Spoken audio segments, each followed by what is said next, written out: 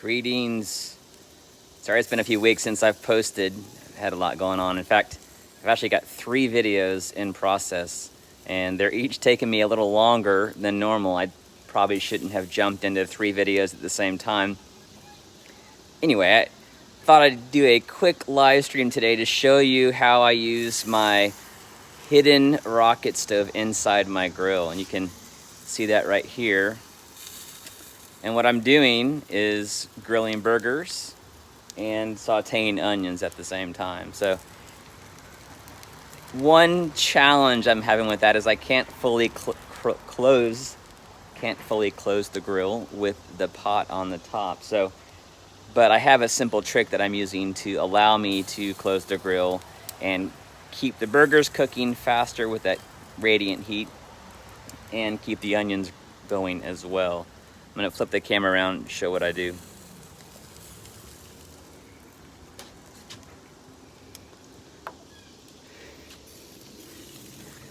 So now that my daughter is off in college, only have to make 3 burgers at a time now. So what I do is I leave space on the grill. I grab my pan, move it down to the grill, and then I can close the top. Just lets those burgers bake a little more than they would if the lid was open. Here's Trevor. Say hi, Trevor. Hello. Yeah, teach this boy how to grill. I'm down. So the fire's almost out in the rocket stove here. And actually, the onions and the burgers are almost done.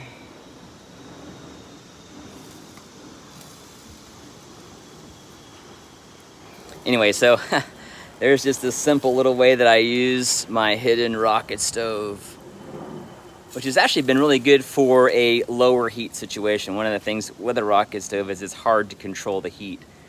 And one easy way to do that is with a smaller fire, because they burn so quickly, kind of rocket that heat right up on the bottom of the pot or whatever you're using to boil water or cook on. Anyway, so having a smaller rocket stove like this inside the grill means it's more suitable for a lower temperature cooking, like sauteing. Anyway, so I see a few of you hopping on today. Hello, Wilhelmina, how are you? And it's one of the nice things about a live stream is you can see who's joining you. Anyway, so yeah, I will be uploading the next 3 weeks. It's been about 3 weeks since I've uploaded, and it is difficult to create quality content. Hello, Adam from the UK. Welcome. All right. So it is nice to be able to jump on here. Hey, Sheila Shamel, how are you? Anyway, thanks for joining me here today just for this quick live stream. And a couple of videos I've got coming up. One is I'm making some boxes, some storage boxes in the shop, which you can see over here above the garage. And I've also, on my friend Chad over at Mancrafting, the Mancrafting channel, using his plasma cutter, we cut out a supersized version of the Rocket King. And the Rocket King would be my flat pack rocket stove. And actually we did one that's 20 inches tall. It's pretty cool seeing it big like that. But we're also going to cut one even bigger for his channel. So the Mancrafting size, 20 inches wasn't big enough for Chad. He had to max out the table. So got that video coming up. And then another plasma cutter video is Chad helped me make a steel door for the pizza oven. So those are the 3 videos that are coming up next. Anyway, thanks so much you all for tuning in, for the great feedback, great ideas and suggestions. Delicate Dave, welcome. Rocket Man is live. Hey, I'll take that name. I appreciate it. I do enjoy a good rocket stove. Although a lot of the rocket stoves I'm making here on the channel would probably be considered a hybrid. There are several forms for rocket stoves, the L type, a K type, and then the J type.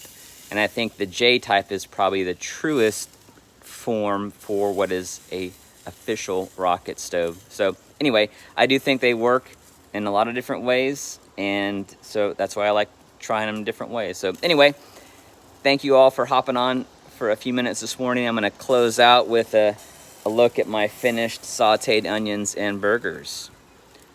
All right, so you're going to make one, battery powered gardener. That's what I love to see. Is I have a DIY channel here so that you can indeed do it yourself. A lot of these things are easy to make. A lot of them are pretty inexpensive to build, and I think everybody needs a rocket stove in their yard or camping, because we're able to use found fuel, sticks and twigs, the stuff that trees cast off as they grow. So it's a readily available fuel.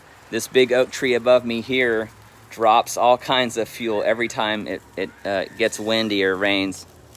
So readily supply of fuel, and it's sustainable because those smaller sticks and twigs have been created from our current or recent atmosphere. So getting a little environmental on y'all. But we can use fuel that we don't have to cut the tree down, that is actually sequestered carbon from our current atmosphere. Then burning that fuel is actually carbon neutral. So yeah, okay, I can be wonky if I need to be, but usually that's not what you get here on the GreenShortzDIY channel. Anyway, thanks you all for hanging out here this morning. Hello, Sergey from Canada, or CA, would that be Canada or California? Yes, and rocket stoves do not use electricity. So electricity is actually usually made from a coal or nuclear, or did I say nuclear? Nucleus, so nuclear power. Or, I mean, sometimes you can get that from wind. You know, there are sustainable sources of electricity. Wind power, hydropower, tidal power. Yeah, hydro, yeah. In fact, a good friend of mine, Amin Panasar, is an IT guy that works for a Canadian hydropower company. So, yes, lots of good opportunities to get electricity from a renewable resource. But here in Georgia, most of my electricity is coming from coal, although they're phasing those plants out, switching them to natural gas. And there are still a few nuclear plants here as well. So, but we do have some hydropower. Wind and solar are coming online here as well. So anyway, thanks for the free-form discussion here this morning or this afternoon, wherever you find yourself in the world. And thanks so much for watching to the GreenShortzDIY channel. And actually, I love all of the great comments and suggestions and ideas that you give me in the comments. And a lot of those do show up in videos, because I know I don't have all the answers. I just make the videos. So thank you all for your contributions to the content here on this channel. So yeah, so thanks for tuning in this morning. And yes, so actually battery powered gardener actually sounds like a sustainability channel to me. He mentions that utility scale power generation is wasteful, and that's true, because in most cases it's being generated far from us, and then it has to transfer that energy to us. So you have line loss, right? So the amount of electricity being lost as it moves across the power lines.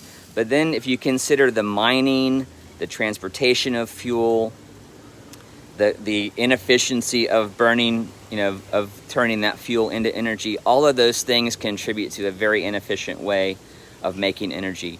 So if we can create energy from the found fuel in our backyards, then that takes about all of those inefficiencies out. So making that energy to our pot, to our water, with that heat generated from found fuel is a great sustainable solution. So, all right, you got a little insight into my wonky side today.